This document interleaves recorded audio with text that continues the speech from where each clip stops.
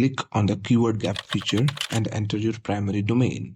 Once you enter the domain, Semrush automatically shows you some of your top competitors. You can choose from these competitors or enter your competitor websites manually. You can also leave this entirely blank as long as this page has at least 2 domains to compare. Then choose a country and click compare. On this page, scroll down and you will see a long list of keywords. If you click on the missing tab, you will see the keywords that you have entirely missed but some or all of your competitors rank for. As you can see, there's 0 for the primary domain against all these keywords, while the competitors rank on at least some position for the keywords. The weak tab gives you keywords where you rank but you are far behind your competitors. You can target these, but I've got a better option for you. The strong tab gives you keywords where the competition between you and your competitors isn't very large. These are keywords you need to work on to ensure you maintain your position or overtake the competition. The untapped keywords are even better.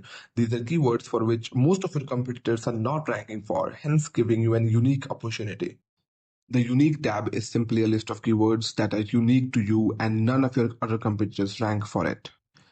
On any of these tabs, for any of the keywords, you generally see stats like the difficulty, search volume, CPC, and other information. But how do you pick the best keywords to work on? Well, scroll up and you'd see a list of filters. There is no absolute rule to this, but just choose a volume you're comfortable with or you want to target and choose the difficulty. Going for the very easy keywords is generally a good idea. Once you set the filters, all the keywords which are shown to you below will have the filters you have selected. Once the filters are set, it's best to go for the missing keywords so you can cover the easiest keywords that you can target which you have entirely missed. Of course, you can also go for the uncapped keywords.